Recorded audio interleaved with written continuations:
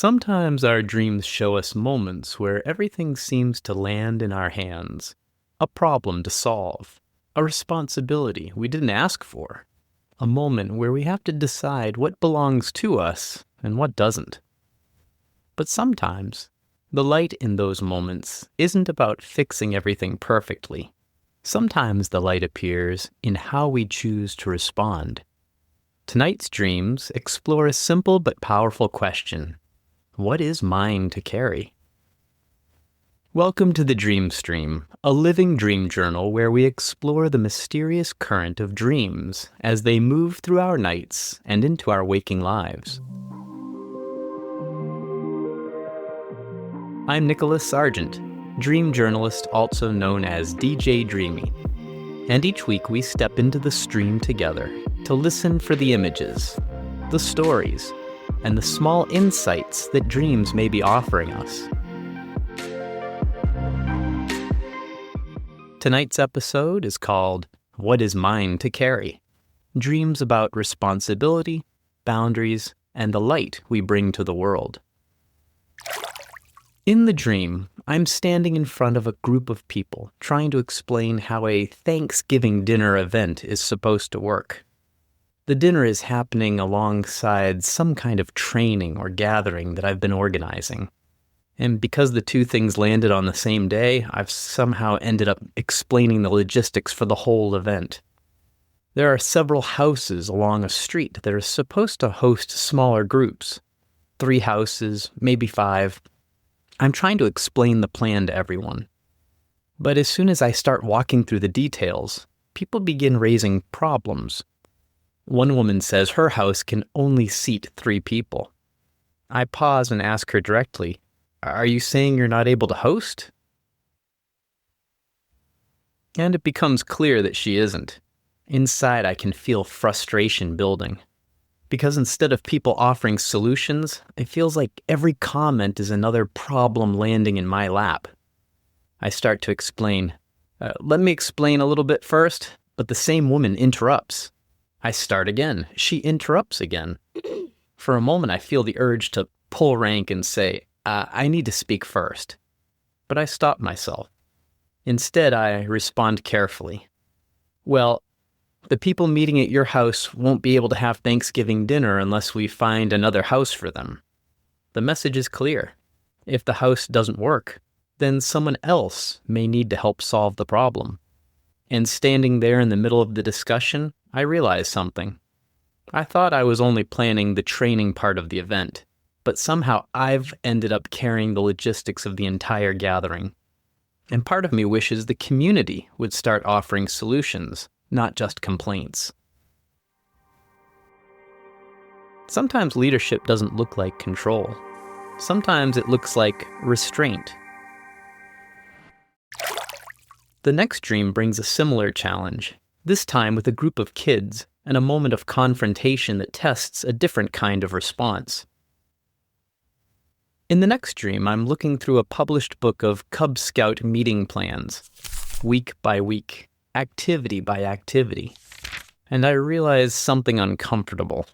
Starting next Wednesday night, I'm responsible for leading part of the meeting, every week. I'm already at the school where the meetings happen. There's a stage set up for the program, and I notice the materials that someone told me would be waiting there. Books, handouts, coloring books, even some gospel tracts. A couple kids wander up and start flipping through the materials. I explain that we'll look at them next week. But one kid pushes back. He says he's going to take them now. So I get firm. No, put them back. He doesn't like it. But eventually, he does. Later, one of the dads who watched the interaction comes over and says, "That said an undertone, but it looks like you won." His tone suggests he doesn't think I handled it very gracefully. I respond honestly. I'm not good at these situations. Handling confrontations with kids just isn't my strength. I even tell him that if he'd like to take over my role, he's welcome to. But he says he can't. He already has other responsibilities. I nod. That's okay, I tell him. And looking back at the messy materials on the table, I realize something. I'll just do my best and move on Sometimes light shows up not as confidence, but as honesty. And sometimes the challenges in our dreams aren't social at all. Sometimes they arrive as situations that feel overwhelming from the start.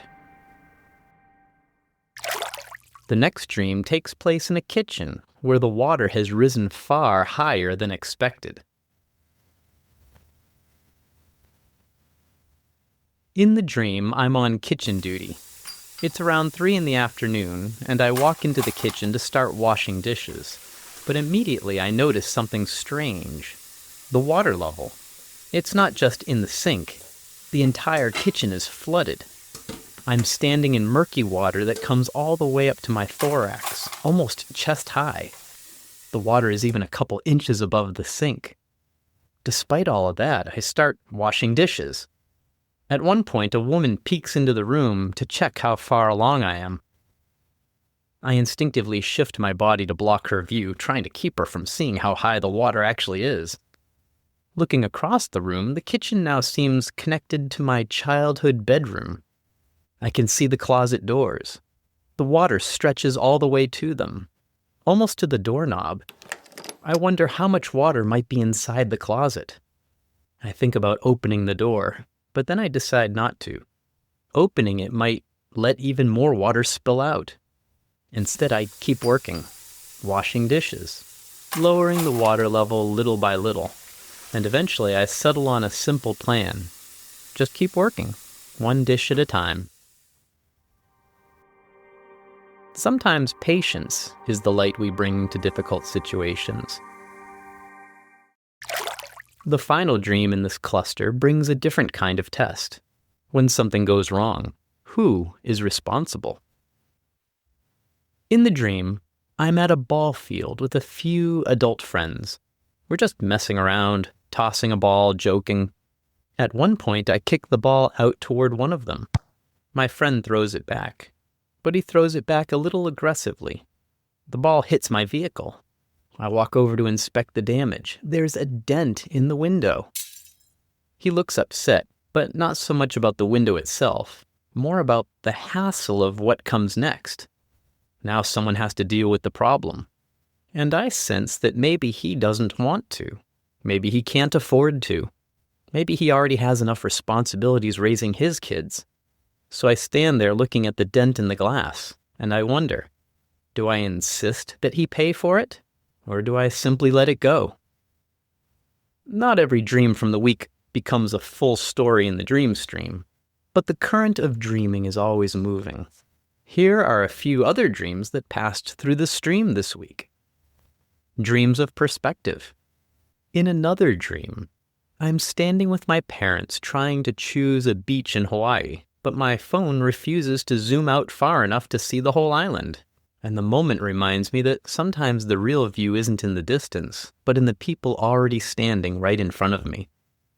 In another dream, a dramatic cliff shaft at a nature exhibit turns out to be nothing more than a hallway filmed at an angle. A reminder that what looks like a deep fall may sometimes just be a trick of perspective. Dreams of belonging. In another dream, I'm leaving a student seminar with the nostalgic loneliness of summer camp, performing slow-motion acrobatics through the halls and wondering if I truly connected with anyone there. In another dream, a chaotic bus ride becomes a kind of roller coaster as I juggle seats between a high school friend and my son, while singing along to a song and wondering what the other passengers think. Dreams of journey. In another dream, I'm walking through a coastal town called Kaiva, Florida, stepping carefully around dozens of tiny snakes, while traveling alongside a family that isn't quite mine, first receiving their hospitality, and then imagining myself becoming the benefactor for someone else, as if the journey sometimes asks us to receive and other times asks us to give. Dreams of new community. And in another dream, back in my childhood home, people begin emerging from chairs and filling the living room, some with shimmering hair of stones and seashells, as I realize I may be meeting a new kind of community in my dreams. Even in these passing dreams, whether I'm trying to see the whole island, navigating strange encounters, or wondering where I belong, each moment carries its own small lesson, and they all circle back to the same quiet question that ran through tonight's dreams. What is mine to carry? Before we close tonight's dream stream, here are a couple of dream mirror reflections you might sit with. In these dreams, the victories didn't come from fixing everything perfectly. They came from restraint, honesty, patience, and compassion. Can you think of a moment in your life when the real victory wasn't solving the problem, but choosing how you responded to it? And one more question. Where in your life are you deciding what is truly yours to carry, and what might not belong to you at all? Thank you for stepping into the dream stream tonight. Sleep well, and welcome whatever you're ready to receive.